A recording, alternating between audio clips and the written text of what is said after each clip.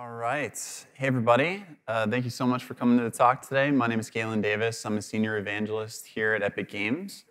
Today, we're going to be doing an ecosystem update and roadmap discussion for everything regarding Quixel. So we're going to break up the talk into 3 different segments. So we'll start with kind of doing an overall recap of some of the things that we've done over the last couple of years, especially since the acquisition. And the reason we want to kind of highlight some of these things is because maybe you guys aren't aware of some of the things that the Quixel team has been doing kind of behind the scenes as far as integration back into the Epic Games ecosystem. So we want to kind of highlight some of those things today. And then we'll talk kind of about like the current state of things and where we currently are with some products. And then we'll move into a future roadmap discussion of some of the trips that we have lined up, some of the various tech that's coming online, and a bunch of different things. So yeah, I think we can go ahead and get started here. So I think the first place that I want to start is that we really have kind of redefined our mission statement here. So the mission statement here says, to enable creators, brands, and players to easily make high-quality content by simplifying world creation. And ultimately, that's at the core of really every decision that we make here at the company. So that means not only giving access to high-quality scanned content, obviously, but making it so that we're educating people in how they can actually become really adept at scanning on their own.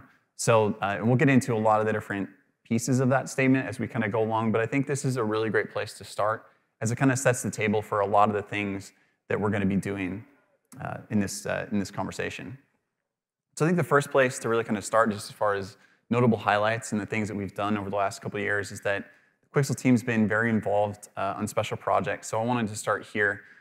So it kind of depends on the demo as far as like our overall level of engagement here, but some of the things that we've been doing, specifically here, just showing Lumen in the land of Nanite here. So this was actually right around the time that Quixel was acquired. And so this was very much a trial by fire for the team to be able to go in and actually kind of integrate with everything that was happening at Epic. And I can say, just having worked on it pretty closely, that it was like drinking from a fire hose, going in and just kind of learning all the different ways in which the team was kind of building out these amazing demos and everything, so we learned a lot through that process. Then moving on to kind of Valley of the Ancient, this was, I think, probably a bigger integration as far as the Quixel team was concerned. So, we actually sent a really small crew to go and scan in Moab, and we got a huge amount of content that was actually able to go in and kind of power this demo. So this was definitely, I would say, the biggest team lift as far as kind of mobilizing all corners of the company in order to actually realize a full demo for a really, really new version of the engine, obviously. So lots of important kind of learnings along this whole process, but we really, really love the end result.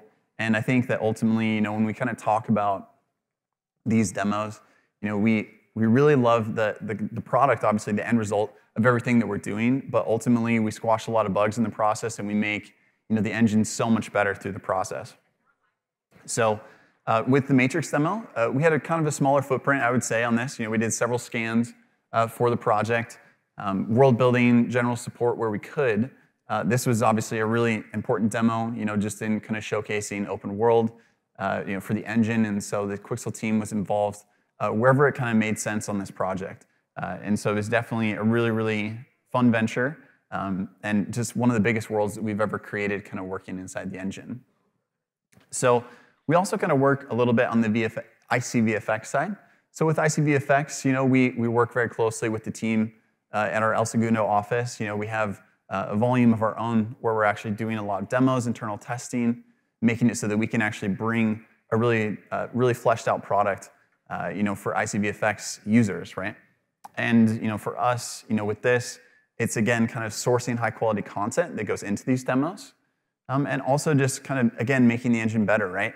Whenever we're kind of doing these new demos and we're talking about things that we want our users to be engaged with, this is something that these demos really kind of help further that process, right? So not only pushing us as far as the quality of content that goes into these types of demos, but also for us, getting really tight deadlines and turnarounds, in order to kind of make these things a reality. So, and like I said, we love all the end results of these demos, but really for us, at the end of the day, like, it's so cool to see the engine get so much better through the process.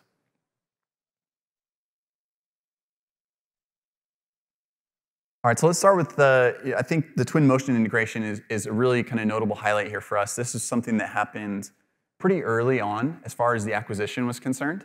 And this was an integration that we did really early on to be able to bring twin motion users access to Megascans content. And I want to highlight this because I think that this very much set the table for a lot of the things that we did as far as bringing Bridge directly into the engine later on. So that integration was really, really important for us to kind of get our first kind of handle on what it looks like to make Megascans products actually integrated with a new piece of software. And obviously, Twinmotion is an incredibly amazing piece of software. And the quality of work that comes out of everything that we're seeing for Twinmotion in the community there is super impressive. After we were able to pull off the integration and make it so that Megascans content was available for Twinmotion users, we ultimately hope that everyone felt that the quality of content and everything around the ecosystem just ultimately improved. And so it's really pretty cool to see just what creators can do when they have such a much larger palette to play with as far as content is concerned. I think another really important highlight here is actually the acquisition of Capture and Reality. And I hope if you guys have had a chance to go over and meet some of those guys over at the booth, these are some of the coolest people that I've met here at this company. They're so awesome. And it's just really, really cool to see all the advancements that they're making as far as technology around this solution. So the reason I think this is worth highlighting here is because we were very vocal, after we were acquired by Epic, to make it so that we could bring the Capture and Reality folks into the fold. This was something that was really, really important to us because Capture and Reality is ultimately at the core of really everything that we're doing as far as processing scans. So this was something that for us is really mutually beneficial in that we're a good partner for them and that we can actually tell them exactly how we're scanning stuff. They're obviously talking to a lot of different users around Capture and Reality, but for us, it's really, really cool to have that direct line of communication, and we can help influence the roadmap around a lot of things that are kind of happening here. So Reality Scan, like I mentioned, is really just a huge piece of the puzzle. But I think the cool thing for us is, again, just being able to learn from the team more than anything. Even just in the last couple of days of just being here at Unreal Fest, it's been pretty amazing just to kind of share knowledge with that team. And I've been sitting in on some of their talks and some of the various things that are happening around Capture and Reality, and it's just an amazing ecosystem to be a part of. So if you guys haven't had a chance, I would highly recommend go and chat with those guys. They're here for, I think they're here for the rest of the day. So yeah, definitely go and chat with them. Another really important piece, as far as highlights that we can touch on is obviously MetaHuman Creator, right? And MetaHuman Creator is something that, for us, having Bridge be a part of that process was really pretty cool, right? So you're obviously kind of doing your own scans, either in a Sunflower or using Reality Scan or what have you in order to actually kind of create these kind of baselines, right? And then bringing them back into MetaHuman Creator or Mesh MetaHuman or what have you, and then kind of using Bridge as the hub and the conduit back for that information. So I really wanted to highlight this as well because, again, it's kind of similar to what we're just talking about with Capture and Reality, in that the 3Lateral team is obviously incredibly adept at scanning. They're amazing in what they do. And so it's been really, really pretty cool to be able to have a really tight level of integration with that team and, again, just share knowledge and hopefully make the products better at the end of the day. Okay, so let's talk a little bit about trees. So this is something so I've been at the company for almost 5 years, and I can say for sure that this is by far and away the most requested asset type as far as anything that goes into the list of requests that people kind of approach us with. Trees are incredibly complicated, obviously. I think that the tree team will probably tell you they think it's probably the most difficult thing to make in 3D. And obviously making it run in real time is something that's, again, just an incredibly difficult challenge. So with trees, this was something that we specifically built out a proprietary pipeline in order to actually create a really, really amazing next generation look at trees. So we're really, really very proud of the end result here. We've only released 2 packs. If you guys have been over to the booth today or over the last couple days, you may have seen the new pack, and we'll show some of those renders here today. But we're really excited about this product. It's something that we're continuing to put resources in. We very much want to have the industry-leading kind of approach to vegetation in real time, specifically in the engine. And so if you guys have downloaded the trees, you know that there's just a ton of controls that you can actually manipulate here and to actually get the end result that you're looking for. So definitely give those a look if you guys haven't already. And like I mentioned, we'll show some renders of kind of the new tree pack later on here in the presentation.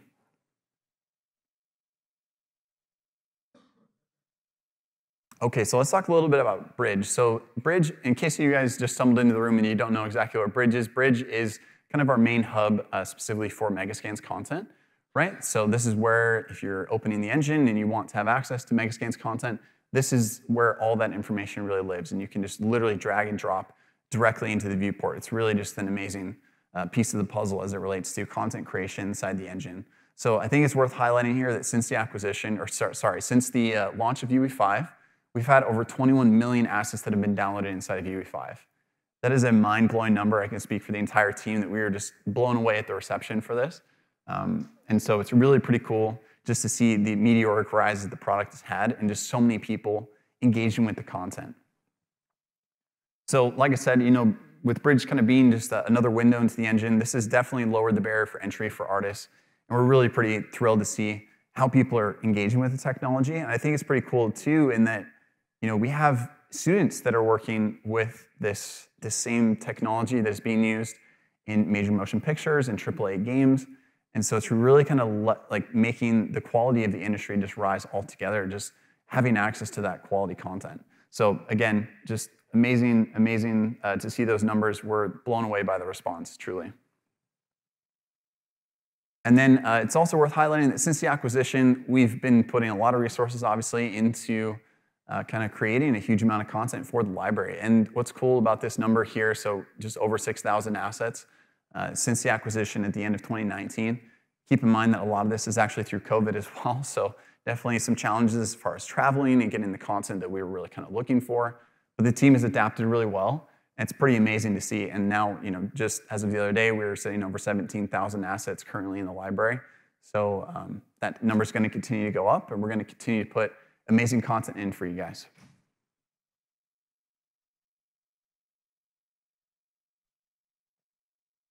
And if you guys were in Lewis's presentation the other day, you probably saw some of these different stills here. So I'll just kind of quickly talk about it. But this is Reality Scan, if you guys haven't seen it or had a chance to take a look at it. What it is just a really amazing phone app to be able to allow creators to do their own scans via a phone. So we're in a closed beta right now, but we're definitely going to be increasing the number of people who can actually have access to the tool going into next year. But if you guys haven't had a chance to mess around with it, I would definitely encourage you guys to go over to the booth and give it a shot. It's really pretty cool. This is something that we announced a couple months ago, but just an amazing reception so far. It really kind of makes it so simple for people to jump in. If you've ever felt intimidated about doing any type of photogrammetry, this is something that's a really great entry point. And just to kind of illustrate that point of what it can do, it's definitely not just for hobbyists. So this is a really small example of a scene that one of our lead artists made of a trip that was actually based in Sweden. And most of the content here was actually gathered on that trip. There's a couple assets that were from the Megascans library, but most of everything you're seeing in this scene was actually captured with a phone, which is pretty amazing. The assets stand really, really well alongside Megascans assets. So the quality is phenomenal, right? Like we're getting nanite quality meshes that are just really pretty impressive and create visually rich worlds inside of UE5. And the process is just so simple. So wanted to showcase this because it's just a really cool example of what you can do with the tool.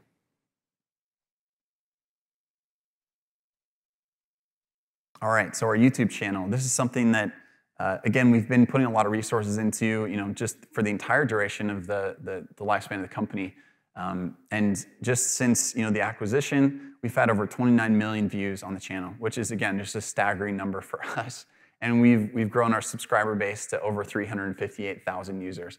If you guys haven't had a chance to check out some of our content on that channel, you're looking to get into environment art or creation, anything around photogrammetry, would highly recommend you go take a look over there. We really aim to make high quality content specifically for our users.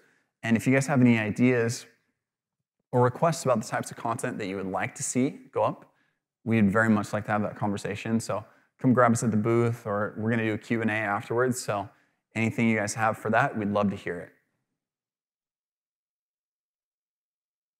All right, so let's talk a little bit about the future and some of the various trips that are going to be happening over the next 12 months plus. So I figured I'd show just a couple images of some of the scan trips that have either already happened, or these are some just basic scouting pictures from various places around the world. So you can see our team just in a bunch of different locations here, and learning some of the capture and reality guys here in this shot here. So you can see, again, just that sharing of knowledge has been really, really pretty cool. Getting some really nice kind of historic pieces here. This is actually the trip from Sweden that you guys saw from the scene that I showed you of our lead artist making that scene with a reality scan. So you can see just how cool this location is, very coastal, very unique shapes, pretty awesome. Again, some more coastal stuff. And then we have a huge presence actually in Pakistan, and so we have a team that's constantly going and scouting various locations around, and it's just a beautiful, beautiful place to see. There's so much richness and detail there as well, so we've definitely been doing a lot of scouting. Some really pretty cool stuff here, just some amazing looking vegetation. These are definitely off the wall and crazy, but it's definitely something that we think fits pretty well in the library. And then the temperate conifer forest, so specifically the Sierra Nevadas. This is a trip that I actually got to go on. Lewis was on that trip as well, if you went to his talk. And we spent a lot of time out in the Sierra Nevadas. This is just an incredible place to be, and we're definitely looking to get a really comprehensive breakdown of this ecoregion, right? So that's not only just what you're seeing here, some of these amazing kind of rock formations and large boulders and things like that, but trees and all the different kind of flora and fauna that kind of make up this whole area. It's pretty amazing. If you ever get a chance to go and visit, I would highly recommend it. So definitely a lot of stuff there. We've also been working on more tropical environments here. So you can see these are some scans from, or these are some pictures of the scan trip specifically around a very tropical environment in the broadleaf forest and coastline. So definitely a lot more of these types of scans to come online. It's really pretty cool to see all the integration of like the roots and everything that we're doing there. This is a pretty cool shot of the team scanning at night. Really, if you guys have ever done any amount of photogrammetry outside, you will know that there are so many factors that go into making good scans. And we have limited time out in the field for a lot of things that we're doing. And so sometimes we are literally resorting to scanning at night, which it presents its own set of challenges, but it's pretty cool to see. And broadleaf forest, this is an entire ecoregion that we're really kind of looking to spend a huge amount of time and resources in as far as kind of bringing that content directly to our users. So this is a pretty cool slide, a bunch of various things here from pieces in Europe. But caves are definitely a big focus for us here. You can see we're definitely kind of exploring different ways of scanning here as well. So not only just kind of using our flash scanners and pieces there, but by the way, if you guys haven't seen our flash scanners, we have them at the booth, so you guys can go check them out in person. We're also doing a lot more of kind of like man-made elements here, as you can see in this slide. Right, so the man-made assets have gotten a huge reception, just as far as we look at all the metadata, obviously, for the way that people are actually kind of engaging with the content. And so man-made stuff is definitely something that we've been putting a lot of resources into. So some industrial stuff here, as you can see as well. So the thing that's pretty cool about this is that obviously we're able to go like these kind of cool scrap yards and places where we can kind of get assets where you don't really know what the brands are. So the reason for that specifically is because we don't do anything that has any copyright information, anything that could be kind of traced back. So this is something that we kind of intentionally seek out as far as cars that are intentionally destroyed and various pieces of scrap that we can kind of get our hands on. I figured I'd show just some behind the scenes shots here of the team in the field. This is what it kind of looks like for us, like at an Airbnb. So you can see all the different kind of Pelican cases lined up with the team scanners. And then we daisy chain a bunch of batteries together at the end of the day, and I'm sure that the Airbnb hosts love their electric bill when they come back. But that's what we got to do. So we go into the field totally prepared, make sure we have enough equipment and time in the field to be able to get everything that we need. And this is from the Sierra Nevadas trip specifically. So just to quickly recap, these are some of the various places that you guys can come to expect over the next year plus. We're really very excited about a lot of the content that's coming down the pipe here.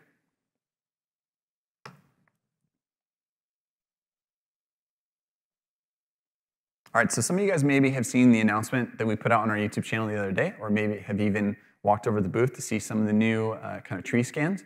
But I figured I'd show some of the latest stills from the hornbeam kind of forest here.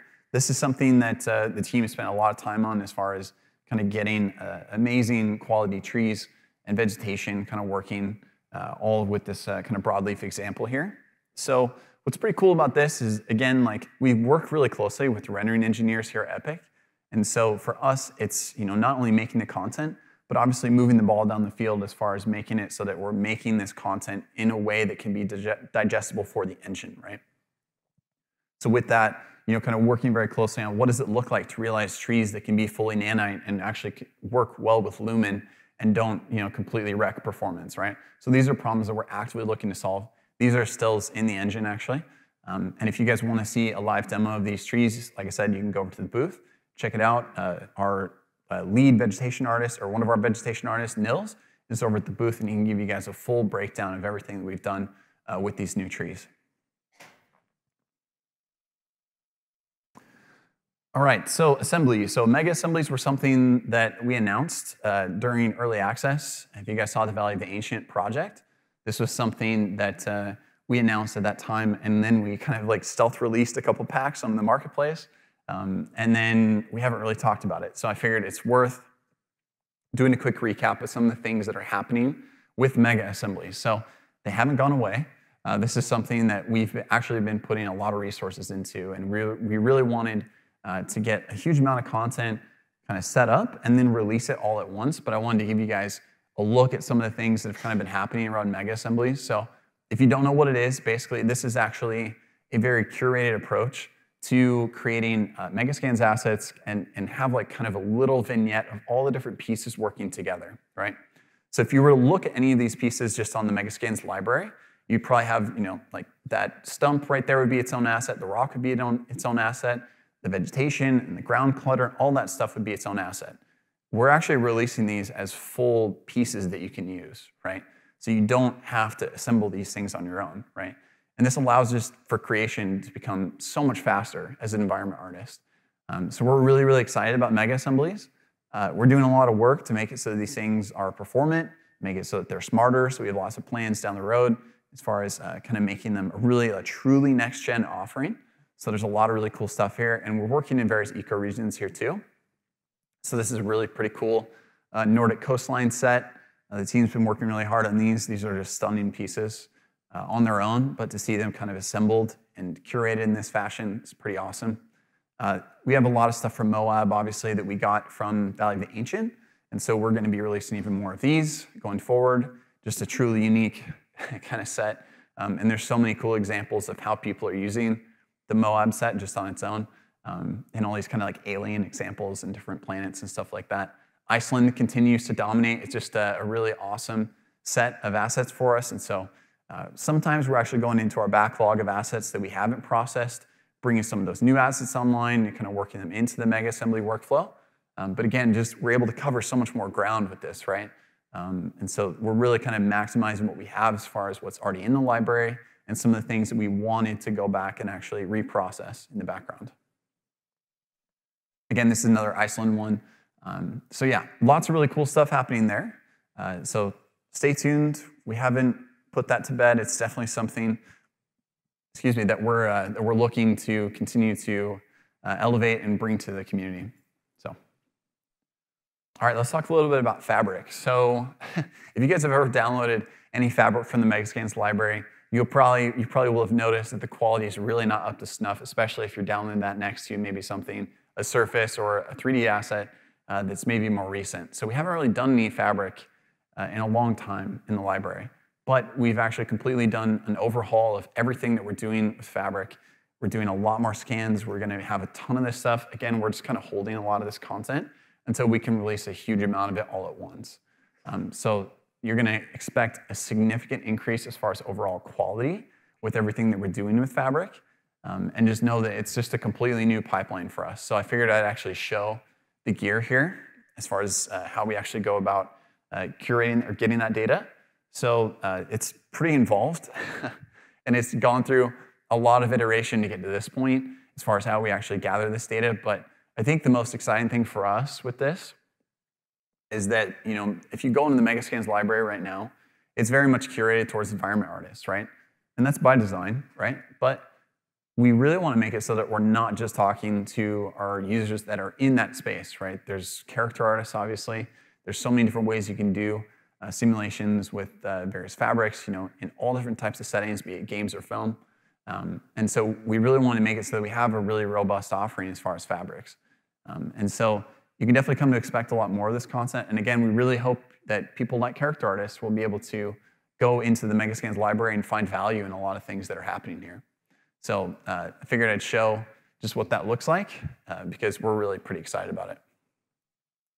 All right, so the last thing that I want to show before we move into the Q&A section here, and again, if you were in Lewis's talk the other day, you probably saw this trailer here, but we've been working on a really comprehensive a documentary that's really kind of going into all the various parts of scanning. This is a very comprehensive documentary. It does not focus on just one part of the process. We're talking about scouting, we're talking about gathering the data, processing, the hardware, everything. We really get very much into the weeds. It's going to be multi-hour, in length. Like it's pretty awesome. We're very excited about it, and so I figured I'd roll a trailer so you guys could see it. There's a lot of big challenges in making a video game. There always have been, and they've changed over the years, but the issue these days is scale. Being able to produce the amount of content that you require for some of these big games is the ball game. The goal of Quixel is to scan the world, and our job is to break it down. So we have to scan the things that are the essentials to build the world. In the early days of experimenting with photogrammetry and scanning, some of the early scenes that we built just blew our minds. We were able to build some of the coolest looking scenes. You're really showing what's in real life, and it looks good. It just works. Something that Megascans has done to help democratize the process is to scan huge numbers of locations.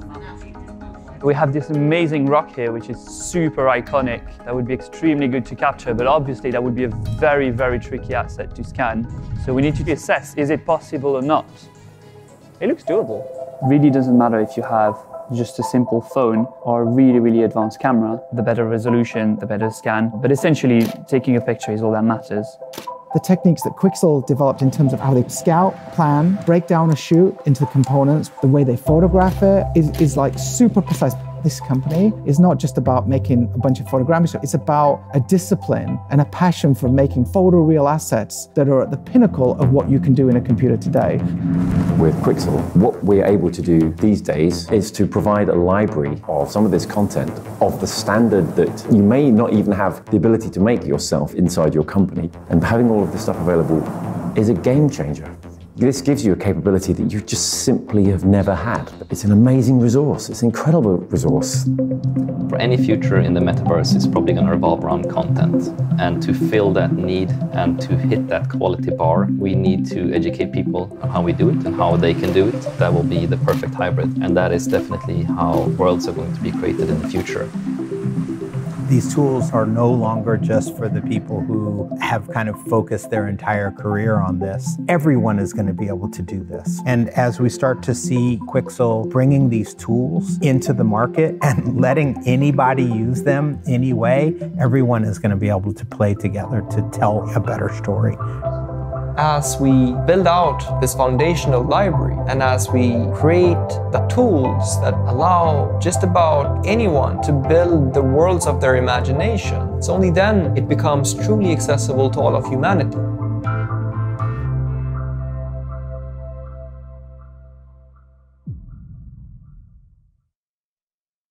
Well, like I said, we're incredibly excited about the documentary. We hope that if you guys are at all interested in photogrammetry, if you've ever thought about getting into the space, or maybe you're spooling up a team at your studio or just on your project around photogrammetry, this will be a huge resource, right? It's going to be coupled with very technical documentation. It's really very comprehensive. So we can't wait to show it to you guys. Yeah. So we've wrapped a little early here, but before we do that, before we move into the Q&A section, I just want to say a huge shout out to all the team members at Quixel. It's because of all the hard work of the people who are in the trenches that are doing really the hard work that allows me to be able to stand up on stage here and talk about all the amazing stuff that's happening in the company. So huge shout out to all my colleagues around the world at Quixel. So yeah, that's all that I have today. But if you guys have questions, we have a mic over here, and we can take as much time you guys would like.